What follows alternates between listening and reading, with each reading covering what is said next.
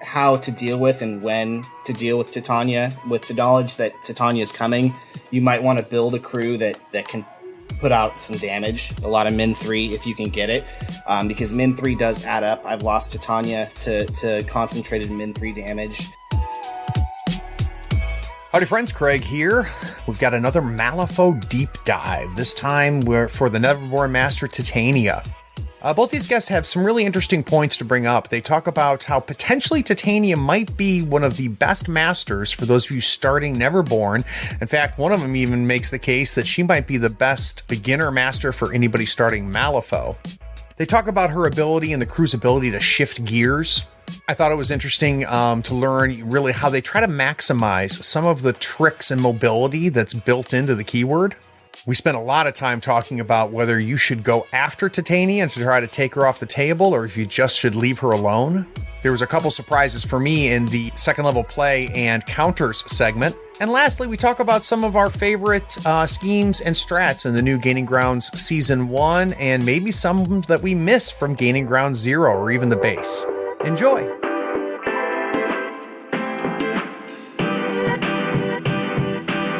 Playing a tabletop strategy game allows you to unplug and test your skills against friends. Every week, Third Floor Wars delivers useful strategies, discussions, battle reports, and reviews to tabletop games like Malifaux. If you want to get better at the games you already play, or discover the games other people are playing, you are in the right place. Craig and Ray welcome you to the Third Floor and the Tabletop Talk broadcast. Craig here on the Third Floor. Today we're going to do a deep dive into the Neverborn Master Titania and how the Fey Crew works in Malifaux 3rd Edition. My guests are Ambrose Ingram and Matthew Peterson. Now, you know Matthew from his great deep dive on Dreamer. That remains our most listened to episode as of right now by about 300 listens. So, Matt, we definitely got a good one out of you. Let's see if we can get another one. He's a henchman out of Portland, Oregon. Matt, welcome back to the Third Floor.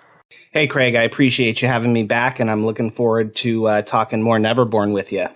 So when we're recording this, it's right at the beginning of April. We've been on lockdown as a country.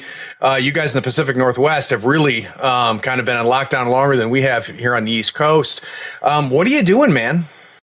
Well, yeah, you're absolutely right. We have all been on lockdown. Most of us working from home, or if you are essential, you are going to work. But I'm a person who is working from home and frankly getting some painting done, some modeling done, and playing some video games, honestly. So much time at home, it's hard to find much else to do except walk your dog enough and cook and, plenty of free time to go around. So video games, painting, modeling, stuff like that. Yeah. Now, what video games you been playing? Mortal Kombat 11 has been my game right now. Nice. It's competitive. It relies on skill and your understanding of the game and frame data, etc. It's a great substitute for Malifaux at the time. So it's fulfilling that role. Very cool. So anybody who hasn't played the game yet, what is the fighter they should try? Well, I'm currently a Kano main, but I do appreciate some of the characters that come from other fiction, like the Joker or the Terminator or Spawn. It's a lot of fun that Mortal Kombat does that. Very cool. So Ambrose is new to the show, and he's actually a relatively newcomer to Malifaux, but has a ton of gaming experience, including being a GM for role-playing games. He regularly performs well in local events and is very active on Vassal. So Ambrose, welcome to the Third Floor. Thank you. I'm living the floorhead dream to be here right now. So Ambrose, you're going to get the standard question, which is how did you find tabletop gaming and how did you find Malifaux? I grew up reading fantasy, and I kind of was trucking my way along towards role-playing games from a really early age. I played a little bit of, it must have been like 2005, 2006. Wizards of the Coast had a miniatures game. It was out of the booster boxes using rules similar to D&D. And I played that for a good year and a half. And since then, I haven't played miniature games or war games at all. Okay. And how did Malifaux get on the radar? I first heard about it through The Breach, when a buddy of mine told me to check it out because it had cool mechanics, it had a cool world. So I was actually thinking about getting into Malifaux right around the time when Titania was released in second edition. And money didn't work out, time didn't work out, so I kind of shifted gears, focused on role-playing games again.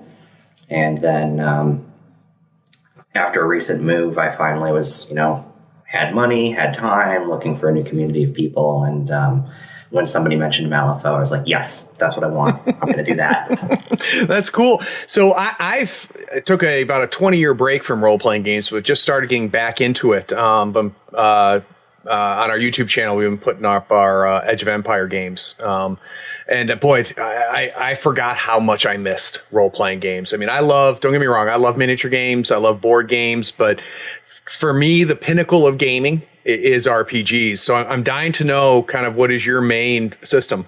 I've played D&D 5th edition for endless hours, and I think that it is the perfect D&D.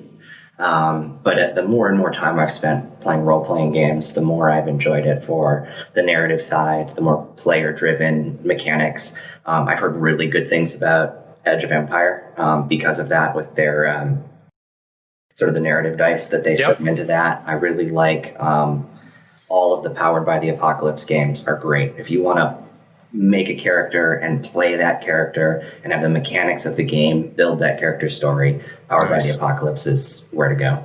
Very, very cool. So, guys, what we're going to do is we're going to focus on Titania and the Fae crew, and we're going to dig deep into how both of these gentlemen build their crews. How do the crews play? How does the master play? What are some key tech pieces that the crew can bring in based on whatever the strategy or the scheme pool is? And we're even going to go into how to counter a Fae crew if you're going to go up against it. So, Matt, let's start with you. Let's pretend that the listeners have never heard of Titania, never played Titania, never played against her. Can you give me an idea of what kind of master is she? Yeah, absolutely. I surely can. So what we have here is a very tanky and mobile master. She is the queen after all, so she should be well equipped to handle most things on her own. So she offers players a master that can kind of be the hero for them in a way, due to the fact that she gives you a lot of versatility. She gives you in-game options with a level of resilience that allows you to react to what your opponent's doing. So you find yourself, she's trying to be the focus, trying to absorb the damage to try to free up the crew. Does that sound accurate? Yeah, she can be doing that. She can also be killing important pieces that allow the opponent's crew to function and operate due to her ability to get plus flips on her attack, and get through some of those peskier defensive abilities that exist. It's also has range, so having the ability to keep back and also target those pieces gives you more opportunities to take a charge and survive a charge because you have that distance between you. That makes sense. So Ambrose, let's talk about her offensive capabilities. So how is Titania whittling down the other crew? I mean, I think that the most important ability on her card is her Awakened Hunger attack, which Matt alluded to. It's a range 8, stat 6 versus defense. So, off the bat, it's accurate, consistent. It ignores concealment, and as long as the target's in severe terrain, it's going to be on a positive. The damage track is 2, 4, 5, and then hands out injured. So what you're doing with that is when you pick a target, you're going to get your positive flips. I rarely ever on a negative when I'm swinging with that, and you can push damage at one thing very consistently. And when you hit that moderate or that severe, it hurts. Well, and her passing out that injured not only makes her job easier with 3 AP if she's able to get those 3 attacks, but also I would assume potentially sets up the rest of the crew. Now, I'll be curious, though, Ambrose, usually when you see something that hands out injured, you're going to want to activate that early, right? Because you want that injured to be in place for as much of that turn as possible. Generally speaking, we'll get deeper into it a little bit later, but generally speaking, do you find yourself activating her early in order to get out that injured, or? I can, and I think if the goal is to take out a key piece before it activates, which is something that Titania is great at, she can get there, she can put the damage on. There's a lot of games where I'm activating Titania first every round. And, it's Malifaux, things can change. And sometimes you need her to sit in the middle and let some of her other abilities come into play. Not to derail from purely offense, but she's got life leech as well.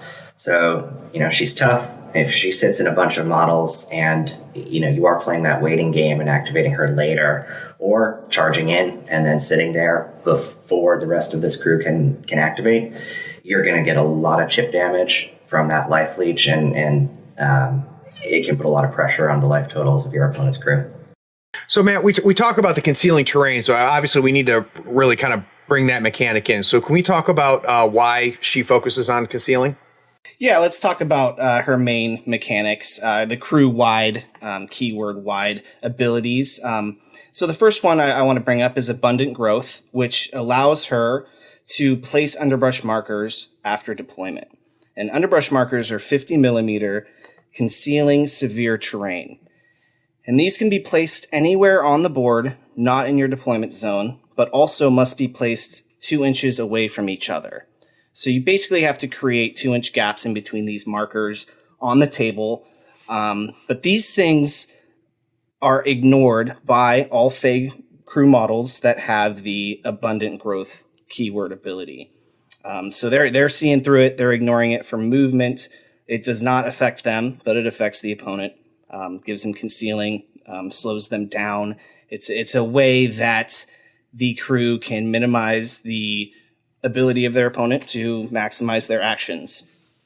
So with that, it goes back to the Awakened Hunger attack and how you're getting those plus flips on her attack. There are so many underbrush markers, 1 per Fey model in the crew placed at the start of the game. So that can be anywhere from, I've had 5 to 7 to start the game. And they're not stationary either, right? Titania is the only model that can move them.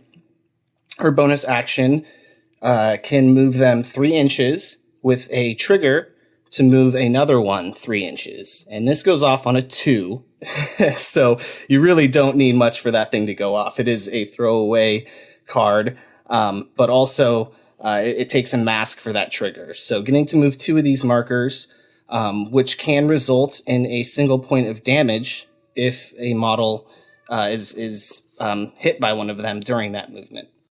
Now, I'd be curious, Ambrose. Obviously, those markers are some defensive tech for her, right? Because the concealment. What else is keeping her alive? So how is she so tanky?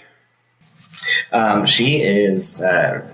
She's got 14 wounds, so it's a big pile to get through. She's hard to wound, and that's another ability that's featured across most of her keyword. She has Cruel Disappointment, which is a 3-inch aura. Whenever a severe is flipped, it gets knocked back down to a moderate damage. It's a big deal.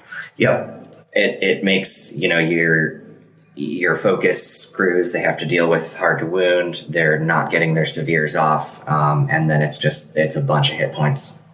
And recently in the FAQ, they did rule that the red Joker goes down to a moderate only, not including the +1. So it did get a little bit better. There is no contention there anymore. We know it does moderate damage only.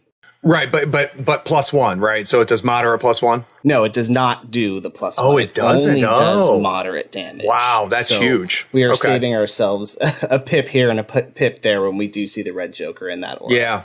Well, and when you think about it, too, when someone is going hunting for a master, a lot of times they're going to do that with that red Joker in hand, right? With that idea that I'm going to, focus, I'm going to really drill down and try to maximize my damage. And the fact that, that kind of defensive tech really on a master can be pretty discouraging for a hunting party like that. Yeah, it definitely can be, especially because she has the ranged attacks. She ignores severe terrain, so she can really put distance between herself and other models, so you can calculate how much damage she is going to take from the few activations that are close enough to even hit her. And if you play smart, she's not going to be in position really to get, to be killed, honestly. Yeah, and I would imagine positioning is a big part of being successful with her, right? Immense. I think that probably one of the most important thing, and it's the positioning of your models, it's the positioning of your underbrush markers, the positioning of Titania, and with the underbrush markers, that starts before initiative, right? Before your opponent has a chance to do anything, you're trying to predict where the action's going to happen, where are these going to have an impact on the game. You don't want it off on your right flank doing nothing when you've spent points, soul stones to hire a model in that's bringing that to the table. So I'd be curious, Ambrose, can you kind of give me a feel, and it doesn't have to be, blow by blow, but give me a feel of what a turn 1 for Titania looks like. So how does she spend her 3 actions? Titania herself, on turn 1, I'm probably waiting to see if the opponent gives me a nice, juicy target to jump on. So I'm spending my pass tokens. I'm doing some setup moves. That might be Rougarou. It might be germinating to bring more underbrush in. Do these little setup games until the opponent commits with something. And her reach is huge. One thing we haven't mentioned yet is the trigger she has on Germinate. And Germinate is her tactical action. It requires a 5 to go off, and it creates a new underbrush marker within 6 inches of her. On a mask, you're then placing Titania into base contact with that marker. So this is an action, but you're going 6 inches plus the marker plus wherever Titania places. And that, I think it's about a 9-inch jump up the board. Those are places that are ignoring all sorts of terrain. That's getting her out of combat for free. But on turn 1, ideally that's giving me just that little bit of reach so that someone pushes forward just a little bit too far. I can germinate once and attack them twice. And I've had that just remove a model. Well, and she's move 6 too. So, even without that, she's mobile as hell. She's got flight. She's got move 6. But yeah, you throw that extra 3-4 inches she gets from the jump from that tactical, and you can see that I would imagine it's a relatively good exchange, right? To give up an action for a phenomenal move. Absolutely, it's just so versatile. It gives you so many options as to where you end up with that. And a lot of times your opponent isn't expecting her to jump that far. So, Matt, I'd be curious. From what I'm hearing, and I got to be honest with you guys, I have not played. I think I've played 1 game against Titania, and that was a little while ago. So I'm finding this very, very helpful because I can already tell her popularity is rising. But I wonder, it sounds like she's a master where you have to learn to shift gears, to say, I'm going to set her up to do, this, and then I'm going to shift gears and go defensive. I'm going to shift gears and go offense. How hard is that to really determine, Matt, which way you're going to go? Is that experience or?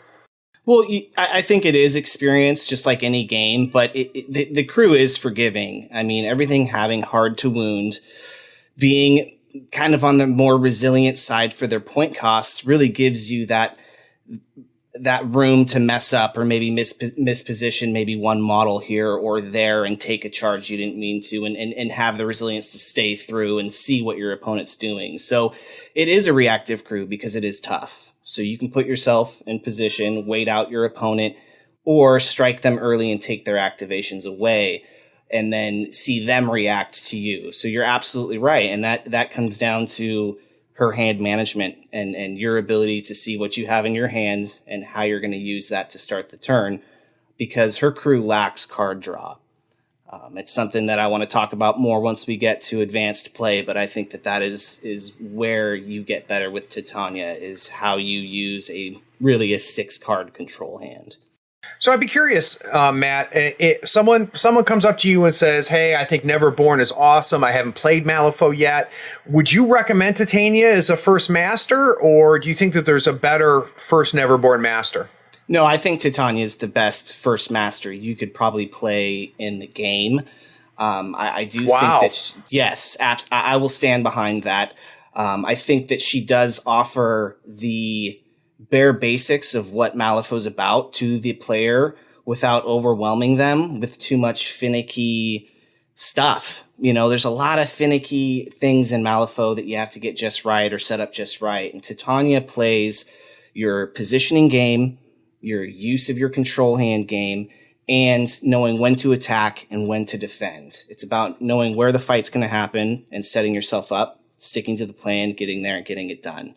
So And that forgiving nature is good. The forgiving nature is fantastic. But it has spikes of aggression in it, and just knowing where and when to spike that aggression, when the timing is right, and then end up in a position where you're not vulnerable is key. It's not easy to play. I'm not saying that it's an easy crew to start out with. It definitely has its hurdles because you don't hear about it a lot. I think people maybe gloss over it. And they don't give it the time on the table to see some of the shenanigans that can come out. And that's true of most fighter-centric crews. So that's okay. I'm hoping to maybe break that a little bit today with a little bit more of the advanced stuff that Ambrose and I will be talking about. But yes, she's a great first master for any faction, any player. Well, I think that gives us kind of a good look and feel for her and kind of where she fits. Let's take a quick break. When we get back from this break, what I want to talk about is really what do we build around her? So what do Ambrose and Matt do when they are sitting down and building a fake crew? What are some of the key models they bring in? What are some of their flex pieces? So we'll be right back.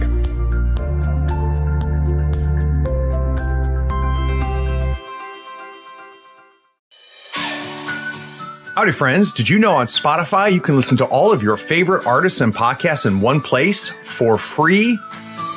You don't even need a premium account. Spotify has a huge catalog of podcasts on every topic, including your favorite pod, Tabletop Talk from Third Floor Wars. On Spotify, it's easy to follow your favorite podcast so you never miss an episode. Premium users can download episodes to listen to offline wherever you are. They make it easy to share what you're listening to with all of your friends on Instagram. So help support all of the content coming from Third Floor Wars and download the Spotify app. Search for Tabletop Talk on Spotify or browse podcasts in the Your Library tab. Make sure to follow us so you never miss an episode of Tabletop Talk.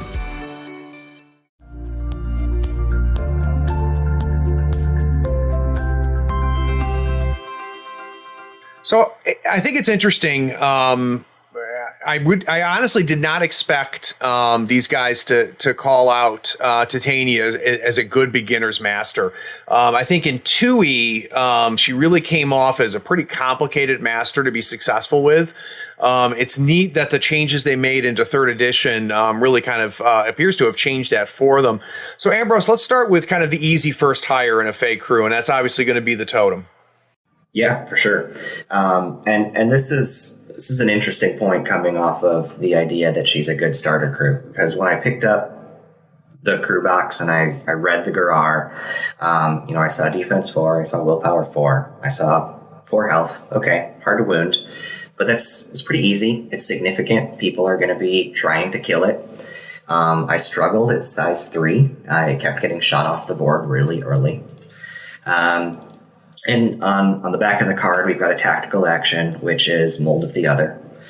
So you can pick a minion or enforcer that has killed and replace the Garar with that named model, heal it 3. And so you get this little switcheroo of take your seemingly useless totem and turn it into something that you've lost. This helps with the resiliency of this crew. The idea that you can take a punch, make a mistake, get your chess piece back, and put it back into the fight. And so I think that the Garar helps that idea and helps Titania be a good starter master. But when you really start playing it, he's bringing another Underbrush marker. He is significant, and anybody who's played Malifaux knows that having a significant totem is huge. He's actually a decent attacker. He's got Venomous Strike with stat 5. It's 2, 3, 4 damage plus poison. So that's solid for something you're getting for free. And then he's got a ranged attack with a 1, 3, 4 also giving poison, also stat 5. People aren't expecting it. If you keep your Gurar around until later in the game, he can sneak in there, and if you hit that 3 moderate damage off your totem, it can really hurt someone. So yeah, I think that it starts out as a safety net. It lets you get those pawns back, and it becomes kind of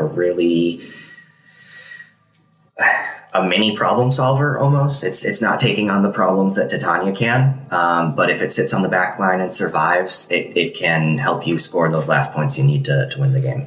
So I would imagine in your typical game, Ambrose, it's not seeing turn 5 because either it's gotten taken out by a smart opponent that doesn't want to see that replace happen, or you've done the replace itself. Does that sound right?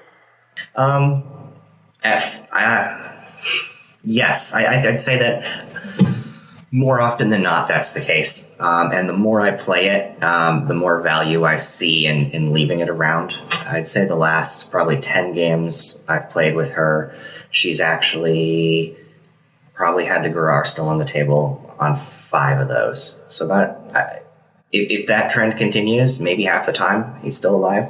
Wow, that's big.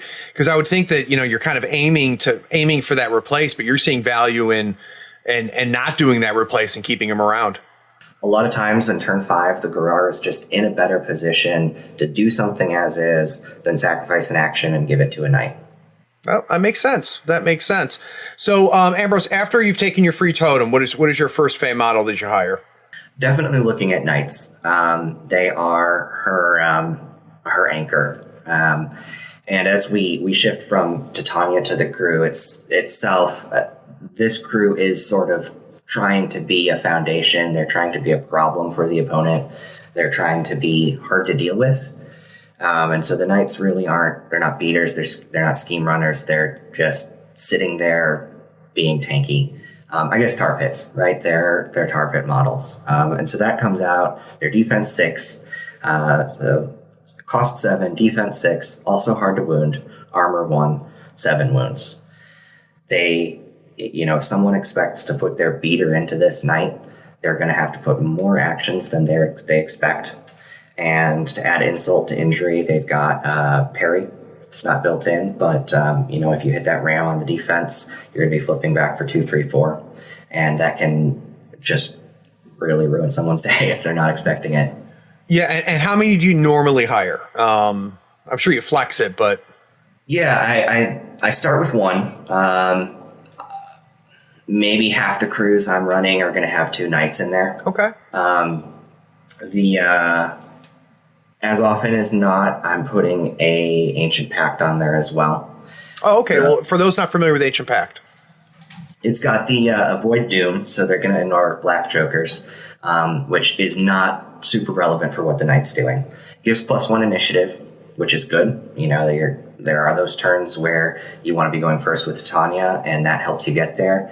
The big thing is it's minion only, and they are tough enough to actually put this upgrade on, stick it on a minion, and be able to use that. And they're getting Nefarious Pact. So that is at the end of their activation, draw a card. As Matt already alluded to, we don't have a lot of card draw. And so having a knight, if that knight survives for 2 turns and gives you 2 cards, you can probably make good use of it. Well, and that helps pay for the extra 2 stones, but that's an investment. I mean, that suddenly becomes a 9-stone minion. But luckily they're tough, which makes you feel, I would imagine, a little bit more comfortable throwing the upgrade on there. Yeah, absolutely. They're not just there to sort of soak hits and take cards. They have a decent attack. It's also stat 7, so that's nice. Sorry. Decent attack at stat 6. That's nice. 2, 3, 4. But their probably biggest thing that they bring to the crew is challenge. Oh, that's huge. Yep. It's again stat 6, so it's going off pretty regularly, and then until the end of the round, that model that they challenged has to discard a card to target anything else. It's not attack actions. It's not enemy models. If they target anything, they have to discard a card to do it. Targeting with an action. Right. Now, One thing that can often be important when you have a crew that does not have a lot of card draw, that sucks. Card draw is really good in Malifaux. But if you can mitigate that by putting some hand pressure, which challenge can definitely do, that helps kind of even the stakes, so that so you're in a situation where, you might be struggling with your hand, and the more your opponent's struggling with their hand, kind of the better off you are. Matt, how about you? Is Autumn Knights one of your first hires? Autumn Knights are definitely the first hire in this crew. Definitely one, and a lot of the times I do bring two. Ancient Pact, I think Ambrose and I are together on that as well. Nine Stones or not, that is an amazing model to hold that upgrade because it plays into what they do. Come get it. We want you to fight me. And then they're getting a card and then making your opponent possibly discard cards as well with a bonus challenge action. So having two of those models maybe gang up a challenge on one of their beaters or even their master can be devastating for a turn. And that can really give you the card advantage you need when you don't get the card draw that you normally get. So what's next? After you've bought one or two of the Autumn Knights, what are you picking up, Matt? For me, I am always hiring a Rogaroo, and probably using it differently than most people. I do realize that this is a defense 4 model that can go down very quickly. It took me a few games, I would say maybe 10, to have the epiphany to sit back with that model and use its roar on my own models the first 2-3 turns of the game to give myself some positional advantage with slower models like Killjoy or Aislinn or even Titania.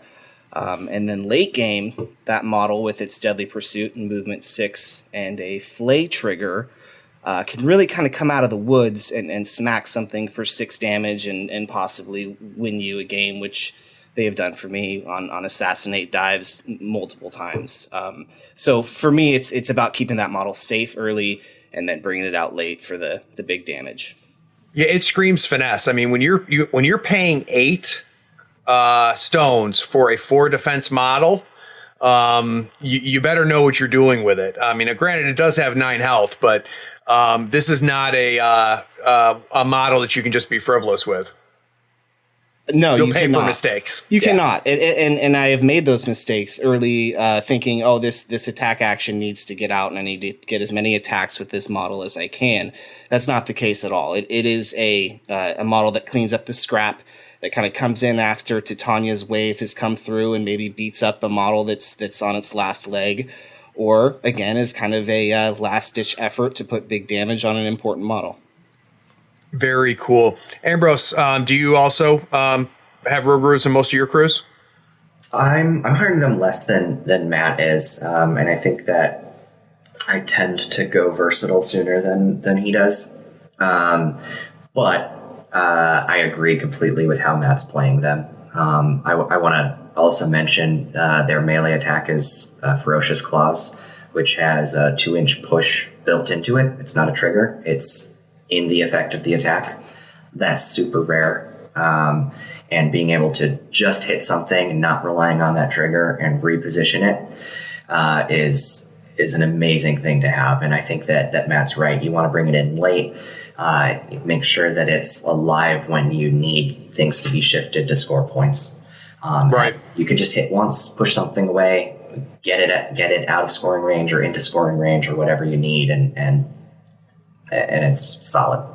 Well, and with that roar and its ability to push opponents as well as friendly models, scoring in Malifaux is about where models are, and your ability to activate a Rogaroo late, I would imagine, both against an enemy or a friendly model, can be the difference between scoring or denying a point, which is good. So, is there any other part of your core crew, Ambrose? I'd say I'm taking Aislinn 9 times out of 10. I like to start building the crew with her in it and then take her out if I have reason to.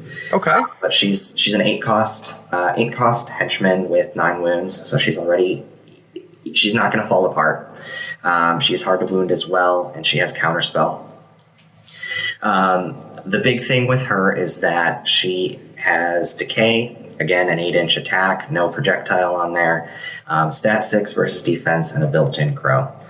And this brings us to Into Thorns, which is another cross-keyword ability. Titania has that on both of her attacks. The Knights have it. I believe the Ruguru has it. Yeah, Ruguru have it. Yep. Yeah. So Into Thorns needs a crow. The target has to be within 2 inches of one of our Underbrush markers. But when that happens, it's adding a point of damage, and then you get to place the target into base contact with the Underbrush. So we're getting that little spike of extra damage on there in addition to a place. And that can be a really big distance. If they're just within 2 inches and you move it all the way to the other side of that marker, that's a drastic change of positioning for the opponent. Well, and then suddenly that's 2 blast, 3 blast attack becomes a min 3 blast attack at range without a projectile. And you mentioned it, but it's worth emphasizing that built-in crow is a big deal. Yep. The fact that Into Thorns is gonna hit every time. Aislinn, is that a key model for you as well, Matt?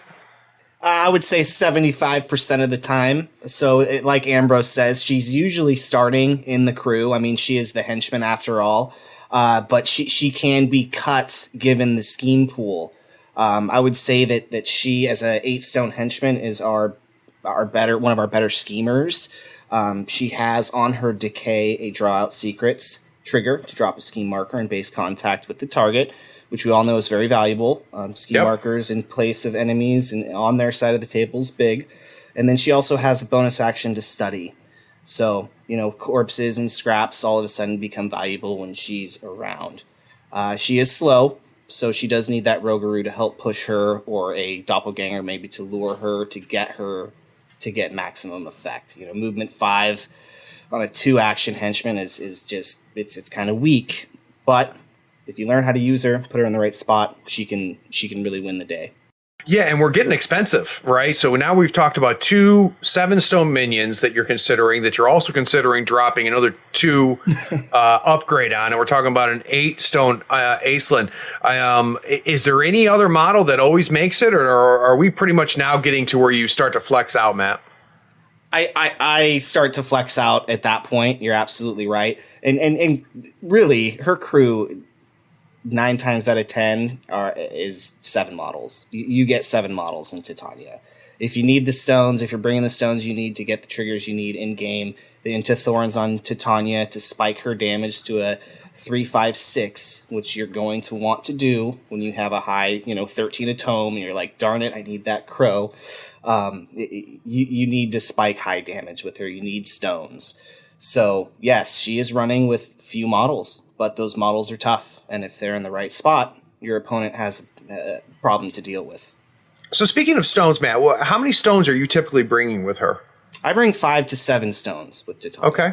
That's my range. I like to have 6, but I'll go on either side of that number, and that's bare minimum. So let's talk versatile or out of keyword. So is there any versatile models that are typical that we see in her crew for you? For me, I am always looking at the doppelganger. I think the doppelganger is the best versatile in Neverborn and should always be considered. It has a lot of scheming options. It's basically your quintessential Neverborn. Lures, manipulative. Can draw a card if it takes an action outside of its activation, which is possible. And then she can scheme in has Don't Mind Me, which is huge. And then outside of that, I think that the Mysterious Emissary really shines in the Titania crew. So, and I'd be curious to know if you agree with this, Matt, but I think that the doppelganger stock went up with gaining grounds 1. I think that the abilities that she brings shine a little bit more in the new strats and schemes versus in gaining ground 0 or even the base 3rd edition. Do you agree? Well, this is something that we're having to stomach as Neverborn players transitioning from GG0 to GG1 and seeing the FAQ really punch us in the gut, and with the changes to inhuman reflexes, Stitched together wasn't a big deal. I think they're actually fine or even better. I couldn't agree with you more. I'm glad you listened to the podcast. But, with that, I think what I needed to realize at my initial reaction was, look what GG1 is doing for Neverborn as a whole. And I think that the schemes and strats really play into what Neverborn wants to do as a faction, whereas GG0 made it kind of tough on us. I felt like we had some tough pickles to deal with, and our crews just weren't able to hold up to some of the pools that we were given. Where now I'm looking at these new schemes and strats going, we got it. Planted roots on models. That's something Ambrose and I use and talk about often, is that there's so much on planted roots for these models to not be moved by opponent effects. Can't lure me, can't place me, can't do anything. And in this new pool, that is really, really good. I agree. How about you, Ambrose? Are you bringing in the Mysterious and Doppelganger in on a pretty regular basis? I'd say I rarely bring in the Doppelganger, but I've definitely done it. And I'd say I want to bring it in if I want to double up on Titania's Awakened Hunger. Right. I think that the lure is going to be useful. And so if I'm looking at the lure and I want a second Awakened Hunger happening, then Doppelganger is in. So are there any out of keywords or versatiles that Matt didn't mention that you like? I like the Emissary, absolutely right. For some of the reasons he mentioned, Planted Roots is big. It's tough. It ignores the Underbrush. It synergizes really well. I like the Emissary a lot. The other two, Hooded Rider. Everybody knows Hooded Riders, great. But if I want to get that movement bonus from the Brew, but I want a tougher model that's affecting the game earlier in maybe round 2, round 3 instead of round 4, round 5, then I'll upgrade my Rougarou to a Hooded Rider. And I do that pretty often. I think it's unimpeded. It's only attacking with a melee attack, so I'm not worrying about my Underbrush. And it's fast. So I have someone who can keep up with Titania. So I have to ask Ambrose, I mean, not a single model is under 6 stones that we've talked about so far. I want to know, are there any small stone models you bring into a fake crew, or is it just all these big models? I think there was a game that I was playing and Matt was the TO, and he walked around the table and he looked, and I had Groot Slaying, I had Hooded Rider, and I had Emissary. He was like, Jesus, what are you doing? It was just monsters, right? Yeah. And I think that 7 activations is the number. You have to cut corners to get any more than that. Yeah. And I think it works out because the crew as a whole is trying to reduce the efficiency of the opponent's crew. We don't have a lot of activations. None of our activations are cascading into more actions the way some really hyper-efficient crews are. But we're making every single thing the opponent does just a little bit worse. Yep. And it will bring them down to the level of a 7 model crew. Mm-hmm. And then they have to spend cards to get through the Hard to Wound. They have to spend cards to get through the Concealment. And it's kind of this just annoying little bit after little bit that adds up to, you're doing more than the low model count seems like it should be able to do. So, Matt, this sounds to me like one of the many keywords out there where staying in keyword is going to be important, or having some very key. Even though the Emissary is not in keyword, it's a versatile model that obviously synergizes. I mean, he shares abilities with it. Is there room for a second master ever with Titania, or is there just never room, or never something you can justify? No, I think there's room, and I do think that Titania can run with a Neverborn All-Star crew and completely get away from the Fae and run essentially on her own, create her own markers that she needs to use to get her benefits from her attack, etc. She doesn't need to litter the field with them, but I do think that it's a good place to learn how to use her. But in terms of answering your question of hiring a second master, I think Nekema is always a consideration in Neverborn to hire. I've been on some tables where there's been a lot of buildings in a Reckoning game where it's like, if I don't hire Nekema with Titania, then I'm crazy, because you just have the mobility you need. You can spike models and just kill them really quick. So she is a consideration, not the way I necessarily want to play day to day, but in tournaments, I would consider it. Yeah. That's cool. That's cool. So, guys, let's take another break. And when we get back from this break, I want to talk about putting all of this into context. So we're going to talk about different strategies that these gentlemen like to bring the Fae crews in. We'll talk about some schemes that the Fae crew excels in. We'll also talk about some schemes that you shouldn't pick if you're going up against Titania. So we'll be right back.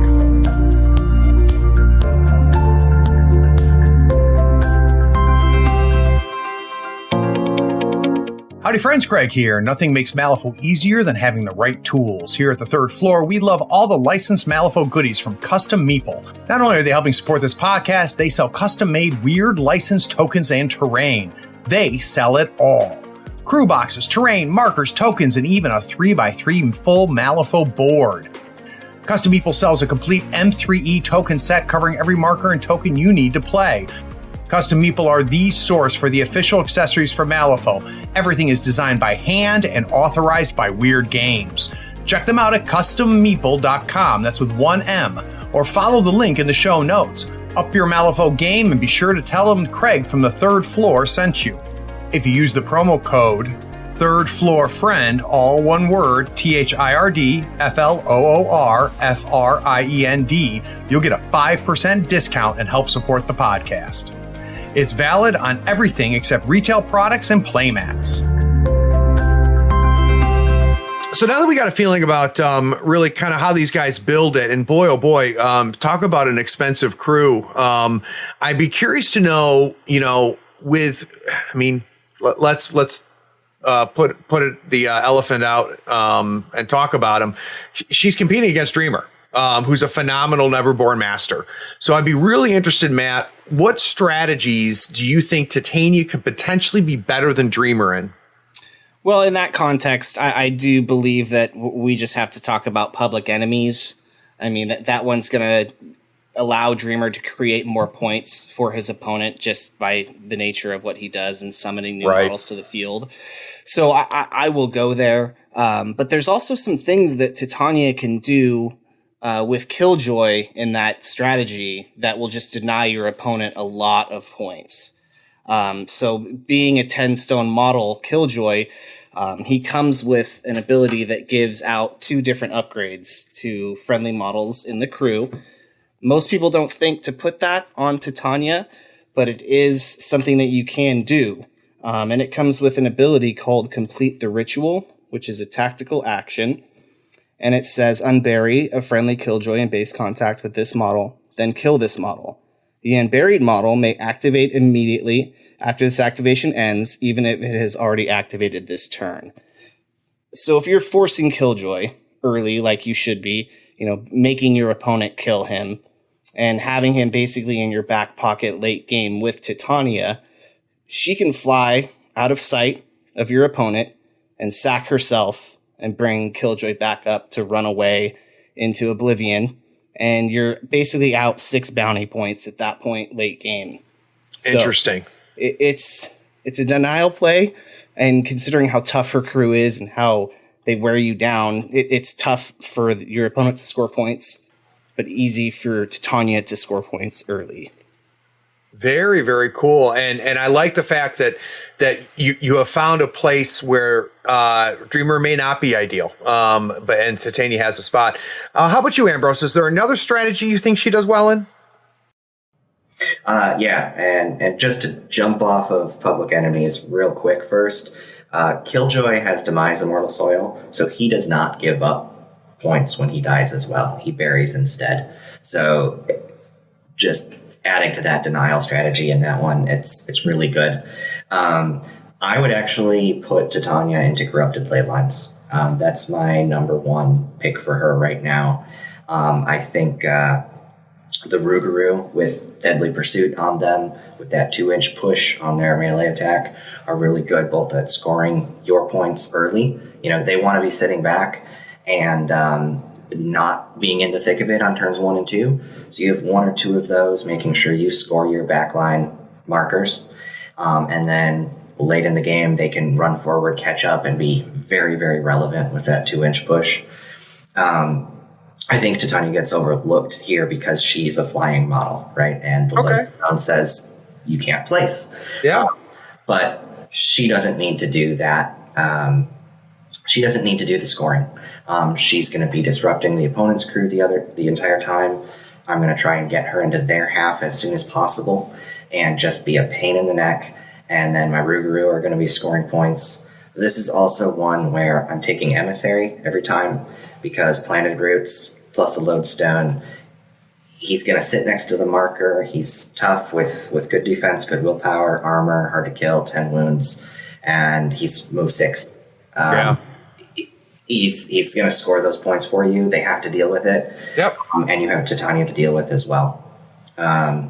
We didn't talk about Waldgeists, but this is the perfect place for them. They're mini emissaries. They also have that Planted Roots.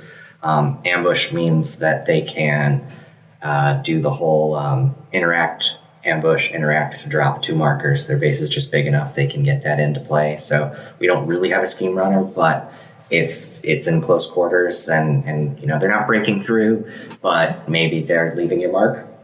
Yeah. Yeah. So I'd be curious, Matt, because I think Ambrose kind of teed it off nicely there.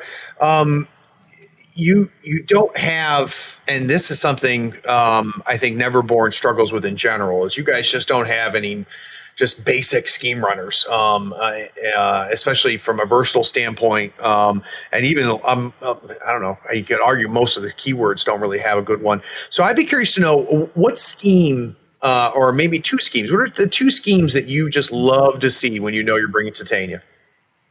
Well, kind of like in the Dreamer episode, I think Neverborn, because they don't have great scheme runners, tend to stay away from mass scheme marker schemes. We like to interact with models. We like to kill them, or in Titania's case, we like to be in a position or know the position we want to be in. Right. So I'm going to start off with the schemes being claim jump and leave your mark, which both say to get to the center of the board. If we know where the fight's going to be, we know where to put our underbrush markers. And when we bring the force to bear of our 7 models versus their crew, we're just tougher. We're going to outlast them. We're going to be able to put who where we want to with our Into Thorn triggers. Challenge is just going to weigh down their better models, fighting models they are engaged with, not engaged with the knights, etc. So in a perfect storm, you're having a scrum in the middle. So those 2 schemes scream Faye and Titania. And just to jump on Killjoy more, since we didn't talk about him earlier, he's clutch in both of those schemes as well, due to his unbury mechanic and the fact that you have to kill him or his upgrade bearers before he's been eliminated from the game. So it's interesting to me, Matt, that he was not brought up as part of your core crew, but when we're talking about the strategies and schemes where the Fae crew does really well, suddenly Killjoy's mentioned all the time. So, I mean, when are you not bringing Killjoy? Well, again, to talk about her versatility, she can really be played in a lot of different scenarios. I would say most all of them you could squeeze her in. Is she the best? Probably not. But if she's who you have in your bag, you would feel comfortable playing her and feel like you would have a chance to win. Yes, Killjoy is spoken about a lot because he's somebody that I've learned how to use later. He is definitely not easy to get the most out of. I would say he's a finesse piece that also takes time. But when you have these sorts of schemes and strategies that just beg his demise ability to come out to just deny your opponent, you can't not bring him. But that's not to say he's brought every time. Sometimes he's just too slow and he's too expensive for getting around the board the way you need to. But if you have a get in the center on 2 different schemes, he's coming. Yeah, and we've said it several times now that you don't have a bunch of frivolous stones to spend, right? This is an expensive crew to begin with, and your decisions end up being big decisions. So, Ambrose, I'm at a tournament, and my opponent declares Titania. I look at my pool. What are some schemes that I would be a fool to take? I think that Assassinate is a double-edged sword. Obviously, Titania's really good at it. That's what she wants to do, is jump on something and eliminate it. So I like it when it's in the pool because it's a great option for, it's Neverborn, right? We want to kill the big thing on the board. And you guys are good at it. I think sometimes it is right to take Assassinate into Titania. So maybe that's not answering your question. And we can it's the obvious pick. So yeah. I think that let's come back to Assassinate when we talk about countering her outright. Okay. But I think some of those other ones that just require you to be in one location. Her Into Thorn's trigger is so good at displacing you. So claim jump. Don't take the claim jump. If she doesn't just kill you, she's going to be able to push you off of that point. She's going to be able to push you off of the center. And I think area denial is just her biggest strategy. Honestly, there are times when I miss outflank because nothing gave me more joy than denying outflank to Soulstone Miners. Sure. If you go out there, you can come back, but I'm going to put you up every turn. Keep trying, little buddy. How about you, Matt? What is something you'd love for your opponent to take? I'm with Ambrose on any of the positioning schemes. I think the positioning schemes are what you want your opponent to be taking because you have all the options to be moving them off. Now, your opponent takes the scheme marker schemes, we're going to have a little bit more of a problem. So anything that is dropping scheme markers, there is not a way in our keyword to take care of that other than walking and picking him up. Right. So, if we're talking about schemes we don't want to see our opponent taking, it's stuff that drops a lot of scheme markers or taxes the limits of our 7 model crew. Yeah. Something that's going to take a lot of actions to counter, I would imagine, is a challenge. Yes, absolutely. When I've been in the situation of running her in a less than ideal pool, I've taken Iggy to make up for that. Mm-hmm. But that's a point where if you're running a full bag of Neverborn, there are other masters that are better in that pool. Titania can do it, but you're really scraping the bottom of the barrel. Yeah. Not that Iggy's bottom of the barrel. He's a fantastic model. He just doesn't mesh quite as well with a lot of the other stuff that's out there. Right. Again, keeping it in context with the rest of the faction, right? Yeah. And again, this harkens back to what we talked about in the previous segment. It's nice to hear for somebody new to Malifaux that they have a master that can compete in most pools. So they can get started by buying maybe 10, 11 models, get them painted up and be out there playing and competing and not feeling that, let's be honest, there's some factions where if you're not bringing 3 masters to the tournament, you're going to have some problems because they don't have a good all-comer in the faction. It's interesting that Titania may be that for somebody, which bolsters the point that you guys made, which that she may be a great first master. So, guys, let's take another break, and when we get back from this break, we're going to get to my favorite segment of these deep dives, which is talking about second level play. And what have Matt and Ambrose figured out now that they've gotten 10 games, 20 games, 30, 40, 50 games of Titania and things that you're not going to see the first time you put her on the board. And we'll also figure out how we can potentially counter what is sounding to be a very powerful keyword. We'll be right back.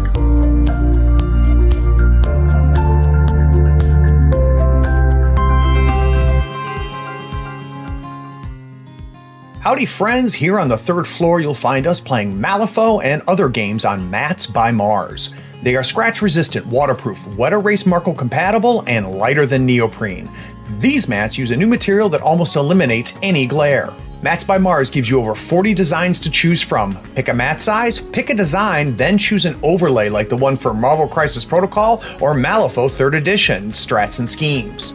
It's going to speed up your deployment and the placement of strategy and objective markers. Until the end of June 2020, you can use the new promo code 3rdfloor620 to get a 10% discount on your next order. In the notes, you can ask for the 3rd Floor Wars logo to be put on your mat for free. Again, use the promo code 3rdfloor620, that's THIRDFLOOR 620, to get a 10% discount. All the details are in the show notes. So what I'm finding with Malifaux 3rd Edition, even more than in 2nd Edition, is that every keyword is multi-layered. Every keyword has an obvious thing that it does, but once you get your reps in, you start realizing that there's hidden strengths or even sometimes even hidden weaknesses that you have to watch out for in every keyword. So Ambrose, let's talk about what you consider second level play, things you figured out about this fake crew after you got in several games. Yeah, I'd say the biggest level up that I had was playing the Autumn Nights well. And Challenge in particular, it looks incredibly situational. And I think that they didn't seem to have, a real strong purpose on the board. And I was letting their activations fall later and later. And then, of course, Challenge isn't doing anything. I started, in order to make that ability work, I started forcing myself to activate Knights either first or second or third, get them, even put them out of position in order to get a challenge off on something valuable. And, I started seeing results on that immediately. And then you start doing stuff like challenge something, walk away, charge something else. Now the challenge has a 8-inch range and they've got a 5-inch move. You can challenge something that's on one side of the board, go off to the other side of the board and tie something up. And now that knight is effectively in two places at once. Well, challenge is one of those abilities, and there's several of them, and I've talked about them on the show before, where when you're the player, right, and you've got a model like the knight, and you're dishing out those challenges, at the end of the game, you feel like, well, the knight didn't really do anything, right? I threw the challenges out, and nothing really happened. I didn't feel like I could get out. What you don't realize is the actions that weren't taken by your opponent because of that. Yeah. You don't realize the choices that were being made on the other side of the table. So sometimes it might feel like that model didn't do much, and then you ask your opponent and say, and the opponent goes, that knight is the biggest pain in my ass this whole game. And you're like, oh wow, I didn't even realize that. And it can shut down stuff. It can shut down heals. It can shut down, I've got your backs.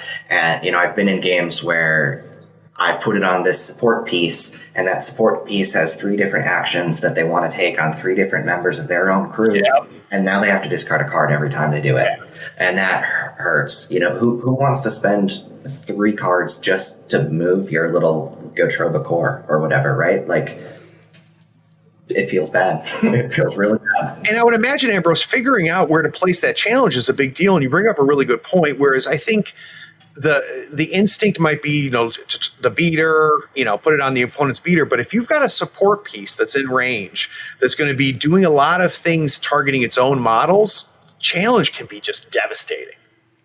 And that support piece is one that probably doesn't have a good ability to affect the knight. Right. You put it on the beater, and they're probably going to shrug and turn the beater around and attack the knight. And sometimes that's what you want, because now that beater's not attacking Titania. Now that beater's not attacking your Rougarou. So that can absolutely be the right play. But sometimes, the little thing can't punch back, and they still want to use those actions for something. Yeah, definitely. How about you, Matt? What are some things that you figured out after you got your reps in? Well, my main thing with Titania is hand management. It's something you learn after many games playing against Bayou or other more fortunate factions that are constantly drawing cards into their hand. Well, by fortune, you mean broken, right? Yeah. Right. Where you just sit there with the 6 that you started with, and maybe an Ancient Pact draw here or there, but it really doesn't feel like much. So really, the second level play comes into drawing that hand of cards, looking at that hand of cards and knowing how I should act based on that. You can't always be gung-ho and attack and assume that your deck's going to give you good cards. That's a silly way to play the game. That's a fun way to play, and we're talking about winning games. So, Titania's crew have enough moderate level abilities scattered about that are useful, that do things that require 5, 6s, and 7s.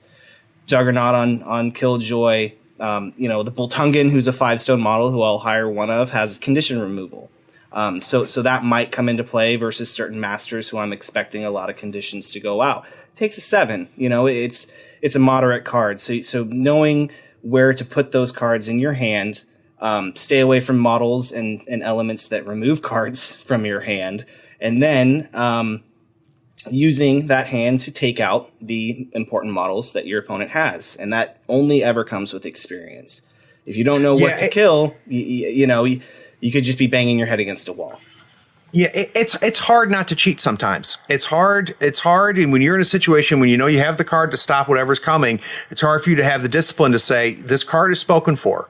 This card has a very specific purpose, something that's more important than what's happening right now. I'll quickly plug Ray's video and Ray's podcast about hand management, because it's one of the big things that Ray preaches. And it sounds like that's crucial here with the Fey crew.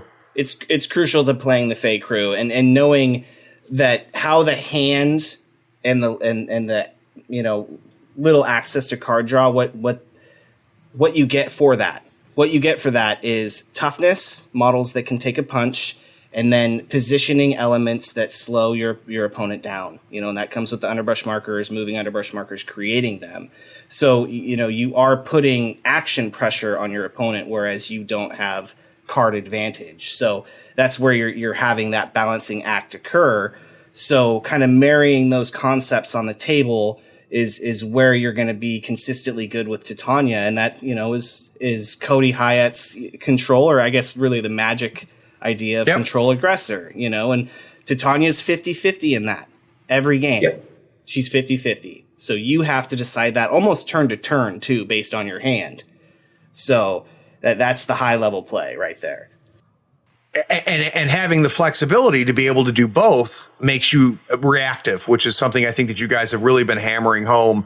So that idea of the idea from Magic is who's the beatdown, and I think that Matt's right. Titania is sitting right on the middle line. If to continue the Magic the Gathering metaphor, this is a mid-range deck. She's not aggro, she's not control, she doesn't really fit either of those. She has elements of both. And the point of that who's the beatdown idea is that you need to be constantly evaluating that status. Are you the beatdown? Are you the control? Yep. In Magic, you're racing to kill the opponent, right? The game ends when you hit 0 life. We have a set number of turns. So I think the question is, if the game ends right now and all the models are in the position they're in, am I scoring a winning game or not? And if the answer is no, then I need to be the aggressor. And that might not, it could mean killing models. It could mean shifting them. It could mean pulling them into thorns. It could mean deleting something. It could mean shoving underbrush in their face so they can't get to where they need to be.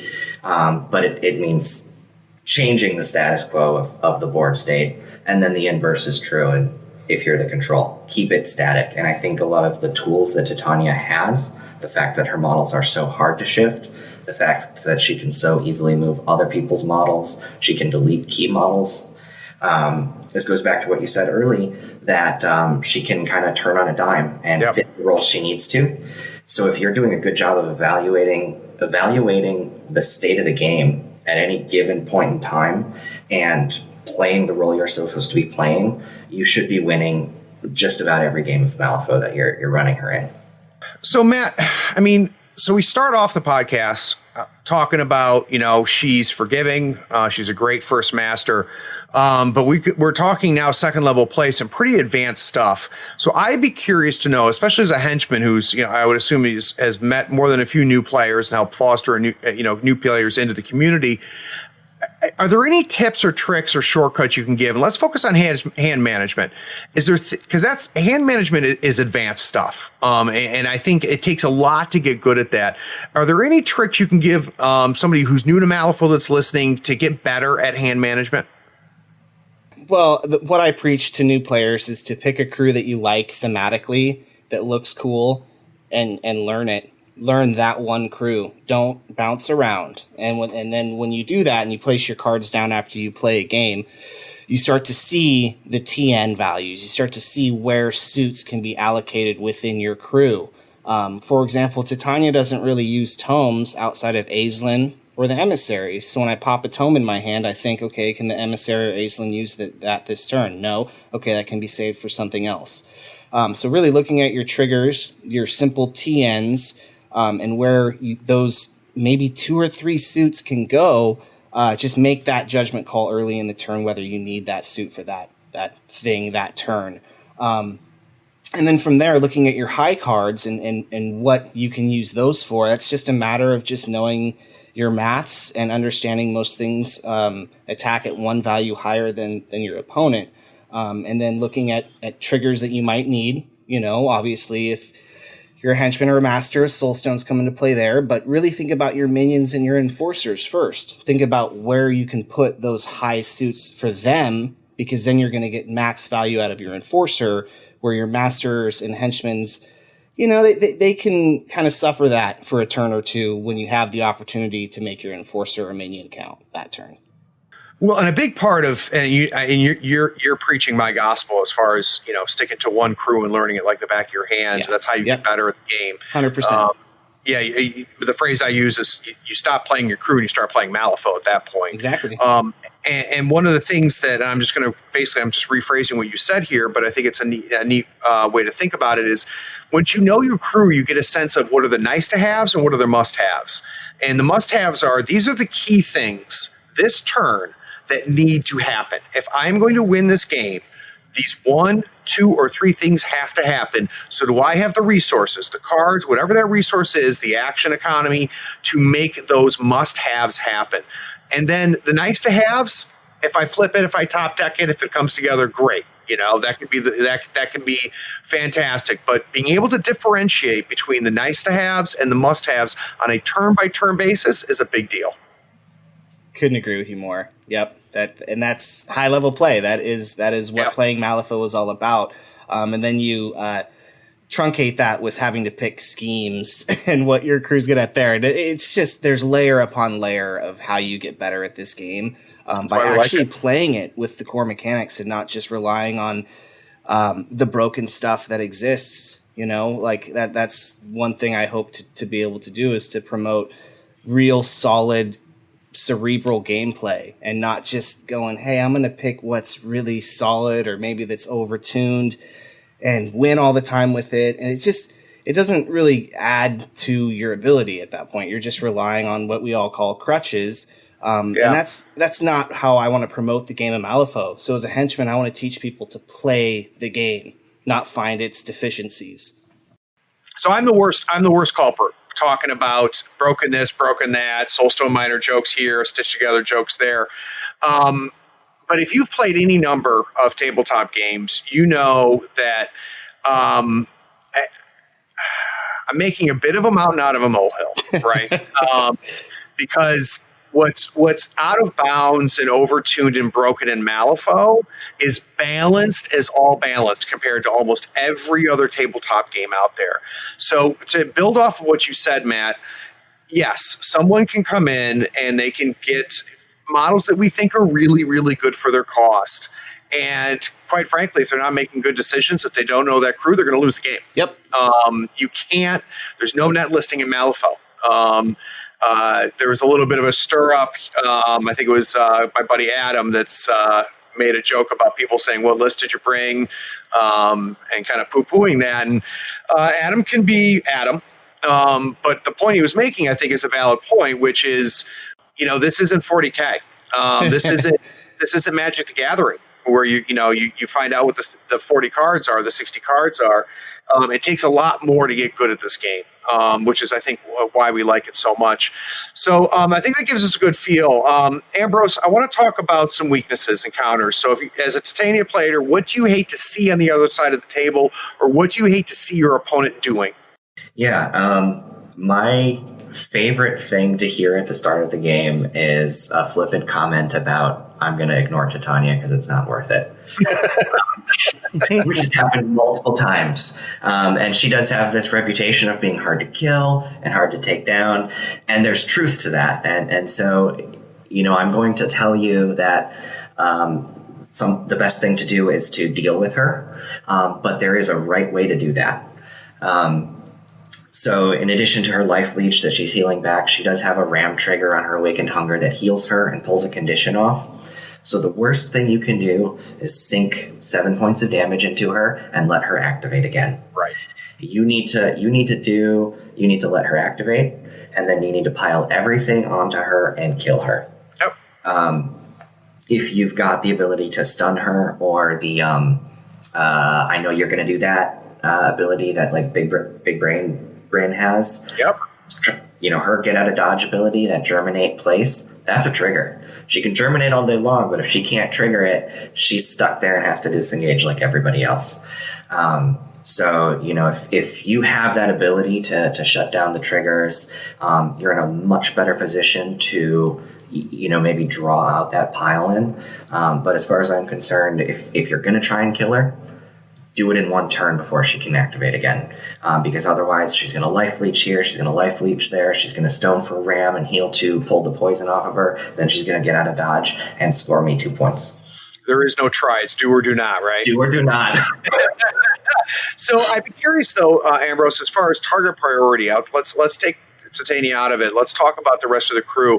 If I'm going up against a Fae crew, who should I really look to get off the table? What are key pieces that when you lose them on turn 2, it's not good for a Fae crew? Oh, man, that is a great question. It's a really great question. It's hard to answer, actually. Yeah, I think that if I'm taking claim jump, obviously, if you can suss that out, but I'll put claim jump on a knight. I'll bring 2 knights, put ancient pacts on both of them, and put claim jump on one of them, and make you play that shell game. I think that the rest of her crew is so robust, and they're all just kind of, like I said, they're kind of restricting your actions, that it's hard to jab a knife into a soft spot. Yeah. It's doable, but I think it really depends on what schemes I have taken. And so sometimes that weak point really, unless I show my hand, right? If I, push Killjoy forward and put him on the center and he's my claim jump, but frankly, if I've done that, he's not my claim jumper. Yeah. So how about you, Matt? What are some things that an opponent going up against Fae should really look to do in order to be able to eke out a win? Well, I think the key thing that Ambrose brought up was how to deal with and when to deal with Titania. With the knowledge that Titania is coming, you might want to build a crew that can put out some damage, a lot of min 3 if you can get it, because min 3 does add up. I've lost Titania to concentrated min 3 damage. She is only defense 5, so yep. she can be hit. So you really need to come into crew building with either the idea, depending on the schemes and strats. So we are asking you do the same thing we're doing as Titania players and assess these things every step of the way. Can you kill her efficiently, or do you try to slow her down and play an outscore kind of a game? That is what you are trying to decide based on the pool.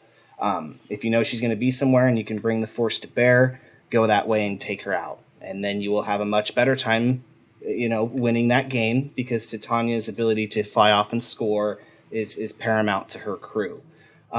Or the other way you can go is use the amount of actions against the Fae. You're going to see a 7 model crew. So if you can play the board and play the space game and not feel like you need to kill anything, you're not even looking for a weak spot. You're looking to score.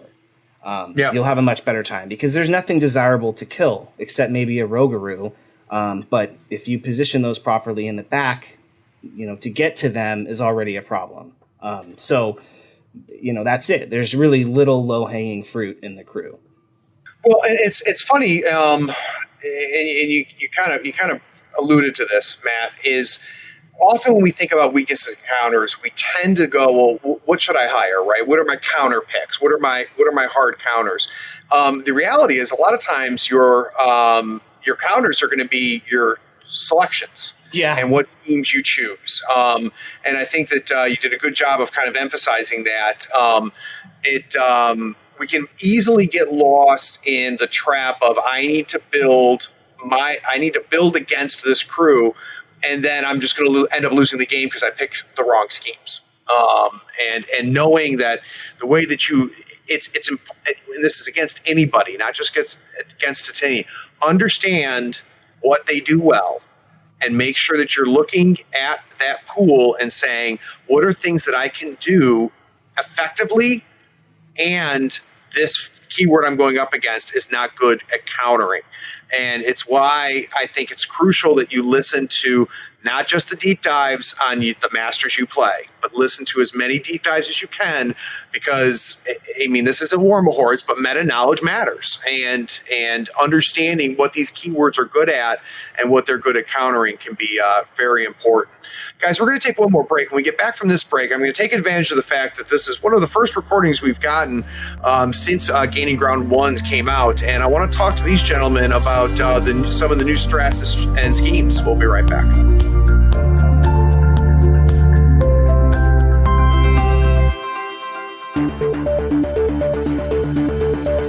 DZ Learguard here, creator of the M3E Crew Builder app, and I'm a patron of Third Floor Wars because supporting great content creators like them is one of the best ways to help grow this game.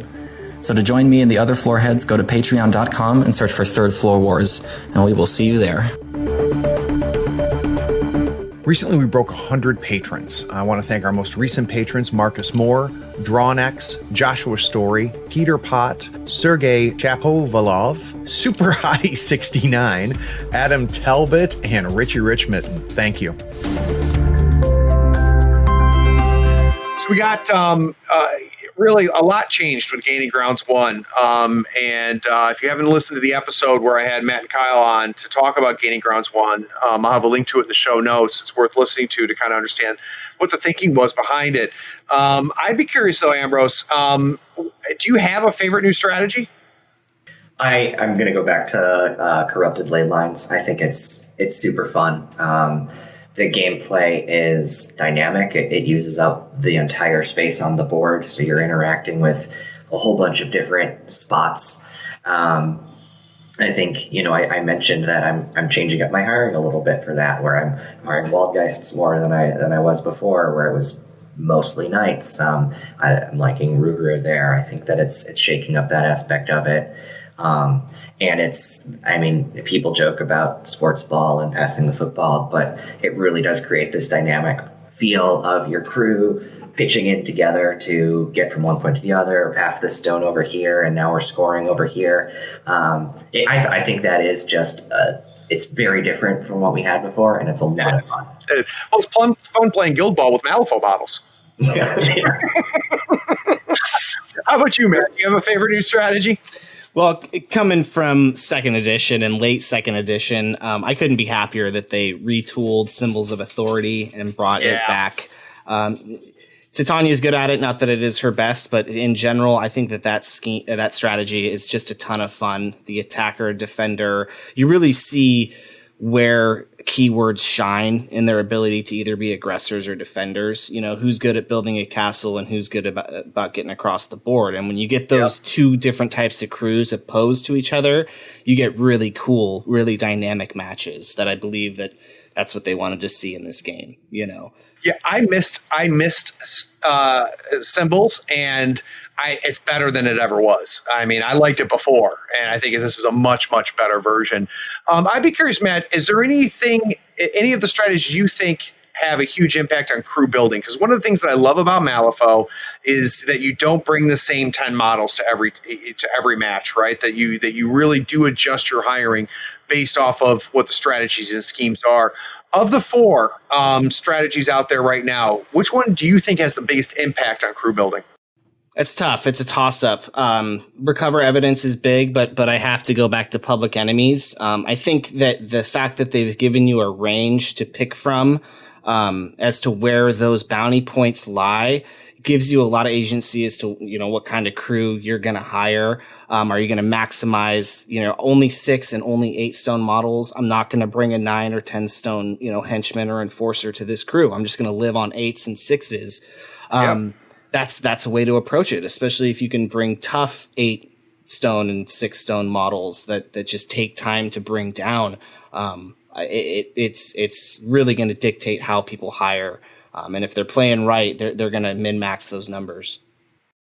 Yeah, you can cap. Literally, you can cap your opponent based off of your crew building. So I completely agree. So Ambrose, what do you miss? Is there anything that we lost in Gaining Grounds 1? Is there anything from Gaining Ground 0 or the original book that you're like, you know what, I kind of like that and I miss it a little bit? So everyone's going to hate me, but I miss Corrupted Idols. Oh, do you really? I thought Titania was awesome at it. And, you know, I'm picking up more Masters, but she's my favorite. And, I mean, as Neverborn players, we have that Ancient Pact that can give us the initiative bump. So what the thing is that it gave us a strategy to dictate a zone of play. Yep. And we kind of had the tools to do that. And we were one of the only factions that had the outright tools to just say, I have +2 initiative. I'm dropping the marker here. We're fighting here. Come and get me. Yeah. And they've brought, they have brought that back with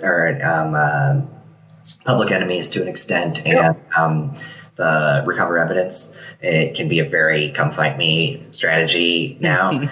So we still have that a little bit, but I liked tossing those markers back and forth across the line.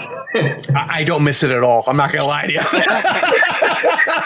No, I was very, very happy that thing went away. But I do understand what you're saying. How about you, Matt? What do you miss? Anything? No, I don't miss anything. I was just going to say, as a Neverborn player and loyalist, I thought GG0 was terrible for us. So good riddance.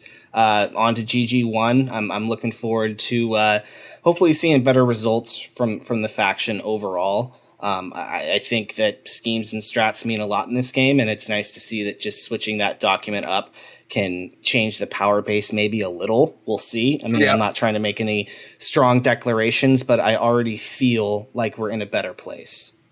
I think we have an opportunity to stop the Neverborn whining. So I agree with you. It's been bad. The only faction that whines more than you guys is Guild, and actually, I think Guild got a little bit better in Gaining Grounds 1 too. So, no, I mean, I agree, Matt. I think that there was legitimate struggles that Neverborn had as a faction, and though my experience is limited with Gaining Grounds 1, I think it is for a lot of us that aren't active on Vassal because of what's happening. It does make me happy because again, if you go back and listen to what Matt and Kyle talked about, that was one of their goals, right? Was to get some dust off of some models and to see stuff that wasn't getting played being played again because of not because they changed the model, but because they changed the win conditions, which I think is cool. Yeah. Yep. Guys, do either of you have anything you want to plug before we go? I just, you mentioned Vassal, and I've been playing there a lot. I think that if you haven't given it a shot, especially where we're at right now, you should consider it. One of the organizers there is starting to stream some of the Vassal games. So if you're not sure about, the interface, you should be seeing some more of what that looks like out there in the world. So I think it's worth considering. It would be cool to get that sort of global meta to raise up a little bit. Vassal's cool, man. Vassal's cool. And here's the thing about Vassal. The first time you play it, it kind of sucks because it's slow. And, if you think if it takes 3 hours for you to play a Malifaux game on the table, it's going to take you 4 hours on Vassal. But the learning curve is not steep. The second game, you get a lot better. The third game, you do a lot better. Brown and those guys that are running the Vassal stuff and kind of the leaders have done a great job putting resources on their Facebook group. So make sure you join the Facebook group. There's a Discord channel that should be linked to that Facebook as well. And there's constantly people looking for games. Yeah, it's really cool. It's really, really cool. It allows you to get your reps in, which I preach about all the time. And it's a neat little sub community. I think Malifaux players are more helpful than most tabletop gaming groups that are out there. Just for whatever reason, we are a community that's very encouraging, and we like new players, and we like to help new players. And I think Vassal's even more so. I mean, I see somebody new jump into the Facebook group and say, "Hey, does anybody want to teach me?" And there's like 6-7 comments on it. Yep. saying, yeah, let me know. I'm in Australia. I'm in the UK. I'm on, I'm in the Southeast, whatever. It's pretty impressive. So I'm with you. How about you, Matt?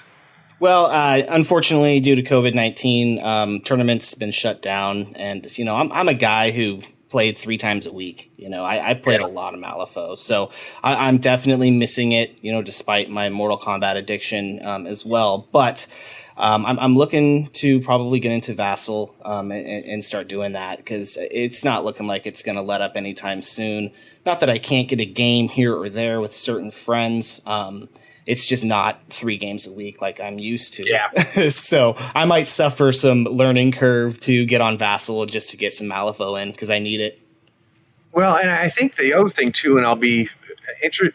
I don't know. I dread finding out what's going to happen. I'll be interested at the same time. One of the things that I talk about more than once on the podcast is that in order to grow this game, we need to be out there and we need to be playing it. We need people to see it, which means stop playing at home, stop playing in your basement, pick up your models, go to the game store every Tuesday and play in front of people. And we're not doing that.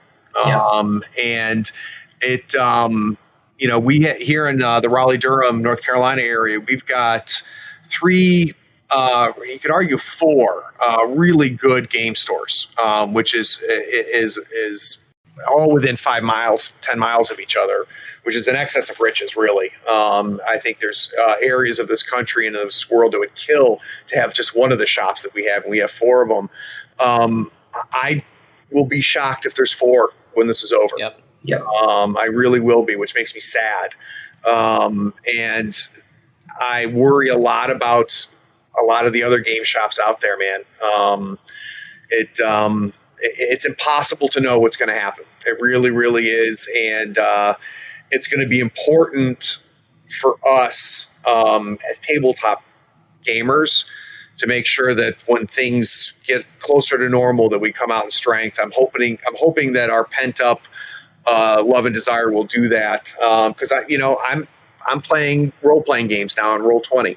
Right. Because I'm not going out and playing Malifaux and Marvel Crisis and stuff like that like I was. So it pushed me into a new interest that I had I hadn't done in 20 years. And Matt, you're playing video games again more than you used to. And that's going to be common. What's going to be interesting, though, is do we come back to it? My hope is that the passion for tabletop gaming is strong enough that we will, but we're going to have to see. I mean, I think the saving grace is that the other games aren't playing as well, so at least we're not losing to, the other games that are out there. But across the board, we might drop a few. Yeah, and that's another good point. I mean, I talk about game stores, but let's be honest. There's some tabletop games out there that we're struggling to begin with. That were what I consider, the big 5 or the big 6 games, and they're not going to come out of this. I'll tell you that right now. Obviously, Games Workshop will. I have no doubt Weird will. I worry about Privateer Press because I know that they were making a big push and hoping to get out this new game, this new look and feel for them. And this crushes that. And the other one I worry about Corvus Bell. I mean, they were about to launch into and release a whole new version of Infinity that was specifically designed to bring in new players, because I know that their player base has been shrinking, and who knows when that's going to happen now. But I guess we'll just see. Well, gentlemen, I really appreciate you taking the time. I appreciate you coming on. I look forward to having you both on again. For those of you that stuck around to the very end, I appreciate you listening. Take care. Be sure to check out our shop on thirdfloorwars.com for the latest gaming apparel and gear. While you're there, check out how the USFO Tour is shaping up. How does your conference compare to the others in the United States? Where do you rank nationally? Get those models built, painted, and on the table so we can see you at the US Masters Invitational in October of 2020.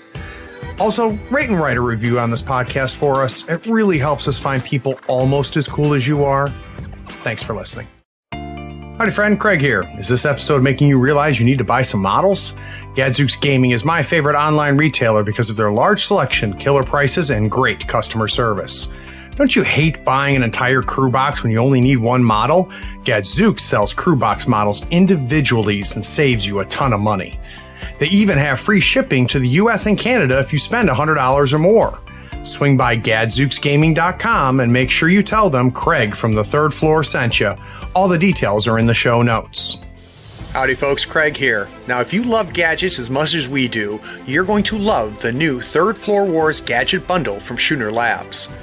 Branded with the logo of your favorite podcast, it comes with 2 measuring multi-tools, a compass stepper for those tight and important movements, along with a compact dashboard to track your turn, strat, and scheme scoring along with your soul stones and pass tokens. It is the perfect bundle for anyone who plays Malifaux or just wants to look cool while doing it. The link is in the show notes. Check them out and help support your favorite gaming podcast. I fucked that up. I'm trying to figure out where to pick up. Give me a second. I'll figure it out in edits. All right. Hey, Processing's forward. absolutely. I do appreciate it. I got to go to bed. Awesome. Yeah, thank you, thank Craig, you. for having us. All right. So here's what's going to happen, guys. Look, real quick. I'm going to hit stop on. All right. Time wise, we're doing pretty good. So we'll see how this plays out. Who wants to start this one? Who wants to talk about their favorite new strategy? Ambrose.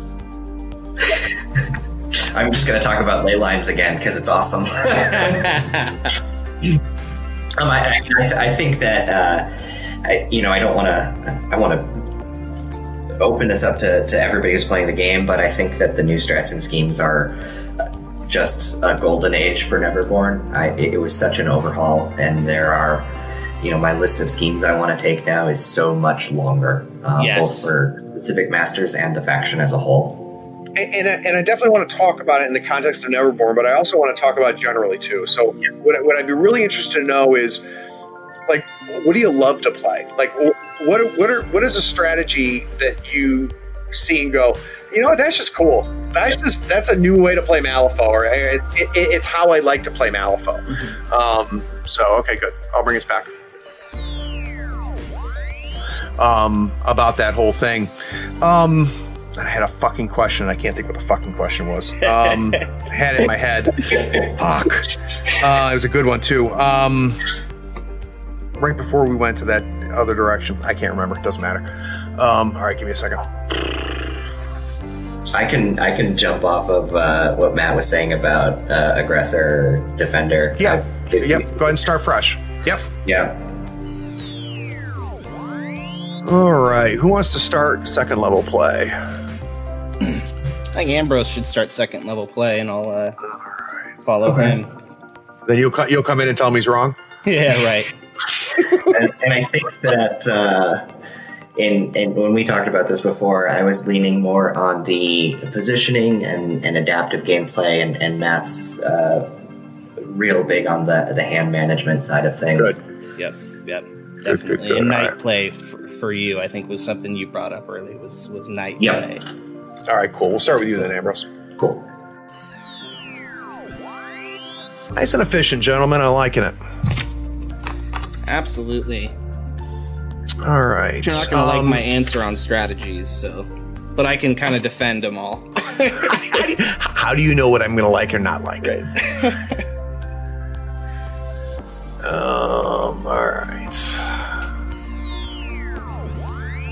So Ambrose, what we typically do in this segment here is I'm not going to go over all 4 strategies. What I'm going to do is, and I'll probably start with Matt. I'm going to have him pick one. Look to you for maybe a second one. If it turns out that she's good in a third one, that's fine. The one thing I want to make sure that we keep into context is that she's competing against other Neverborn masters, right? So, she might be able to handle. She might be a good all-comers, but does that mean she's the best in every pool? Probably not. So let's make sure we keep in mind that she's one of several Neverborn choices. So, all right. And we do have Dreamer, the best master in the game. So. Oh, good Lord. He's still. God, I fucking hate that guy. I think Matt and I have talked about the Stitch together, and they might actually be better now. I really don't want to talk about that. But here's what pisses me off about Dreamer. What pisses me off about Dreamer is he's cool as shit, right? Yeah. So not only do I hate him, but I'm like, oh god, he's so cool. Like he's so cool to lose to. Like I mean, it's a great crew. It's a great. I was crew. thinking about it. I was like, he would be a good contender to rotate out into Dead Man's hand, but they're never going to never going to do it because he's too cool. He pulls too many new players in. Yes. You said it out loud. All right, I'll bring us back, and Matt, we'll start with you with what strategy you really like her in. All right, nicely done. Thanks, man. Definitely. So we definitely have to bring up Into Thorns, which will be part of the crew because most of the crew has that trigger. But that is also a big deal with Titania is that +1 damage on a 2/4/5. Yep. With a crow and placing them. I think that's definitely something we got to get at forefront. Yeah, and we'll do. You can do it just as a callback.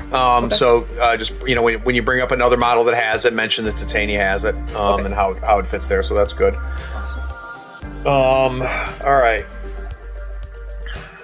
Ambrose, we'll start with you. We'll talk about the totem and then your first hire after the totem. Sure. All right. Sounds good. I'll bring us back.